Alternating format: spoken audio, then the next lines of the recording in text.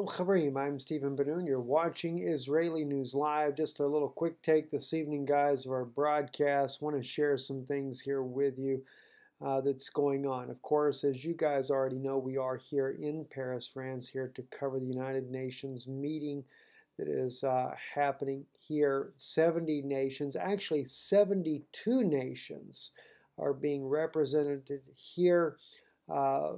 By the different groups around the world coming against Israel to divide the land, to effectively create a Palestinian state. Another thing that's been very interesting as well, it's been nearly a media blackout, it seems, to get the actual location where they are holding this conference here.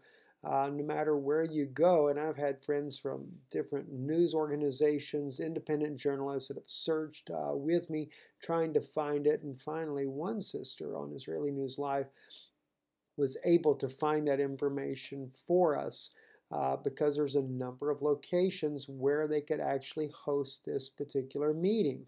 So we're going to give it a shot. We're going to go out tomorrow. They are meeting on Sunday. I have also gotten word that they're already in preliminary meetings for this already.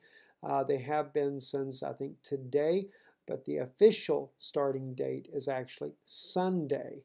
And it is believed that the United States will not they will not be interfering on dividing the land of Israel, which may very much ignite a war that is beyond proportions that we could even imagine there.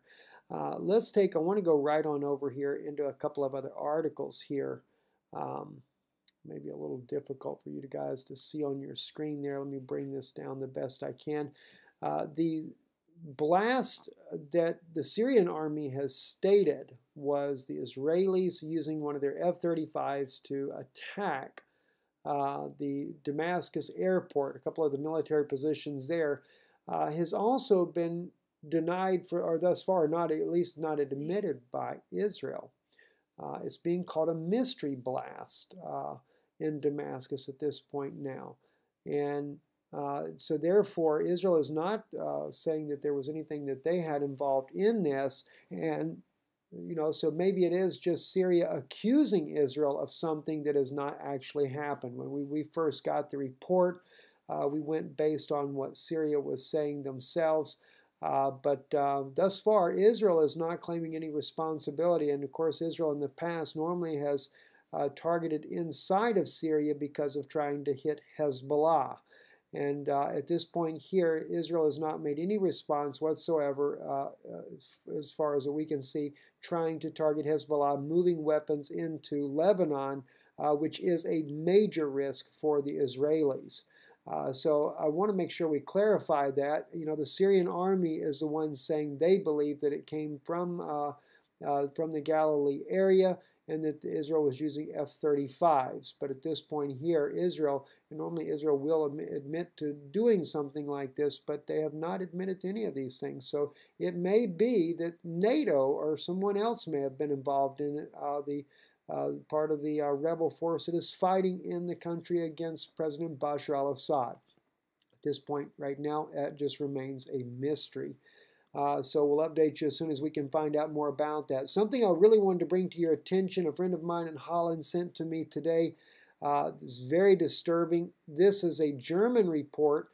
You are seeing here on your screen the numbers, or excuse me, I'm fixing to share with you in just a second here. This is a video that Renz sent to me. This is Holland sending in a huge number of tanks and army personnel, military personnel coming into Poland as well. And we're talking 3,600 military troops also going into Poland as well. As we've shared with you already, the U.S. has sent in about 1,500 military pieces of equipment. Now we have Holland sending in a tremendous number of military equipment, tanks, armored personnel carriers. We see the U.S. has been sending in the Apache group helicopters as well. Russia calling these actions a threat to their national security. But it's kind of interesting, too. If you look at what Russia is saying as well, Russia here on the Russian Insider, defense minister says Russia could shift from nukes to smart bombs to deter the foes that they encounter. I thought that was kind of interesting in this article here on the Russian Insider. It shows that the Russian government is trying to hold out for President-elect Donald Trump to get into office. Says Russian Defense Minister Sergei Shoigu said Russia could choose an asymmetrical response to Trump's announced nuclear buildup, and by rearming their nuclear weapons with just smart strategical bombs. In other words, downsizing their own military capability in order to try to bring about a lasting peace around the world. That's a new step for Russia in a direction that certainly would help the world to be a safer place. Let's see how things play out, and let's hope Obama does not drag the entire world into a war before leaving office. I know that there are some saying these are military exercises, what they're doing. That is an unprecedented number of military equipment to come in to show a military exercise, something that has taken months and months to move this much of equipment. What are they going to do with it once it's here? Move it all back to America again? That's a huge tax dollar payment, to say the very least. Anyway, I'm Stephen Ben-Nun. You're watching Israeli News Live. Shalom, friends. And thank you for being a part of the work that we're doing here. And we thank you for your help and your continued help in this work that we're trying to do here in Paris, France. I'm Stephen Ben-Nun. You can visit us at israelinewslive.org if you would like to be a part of that. Shalom and good evening.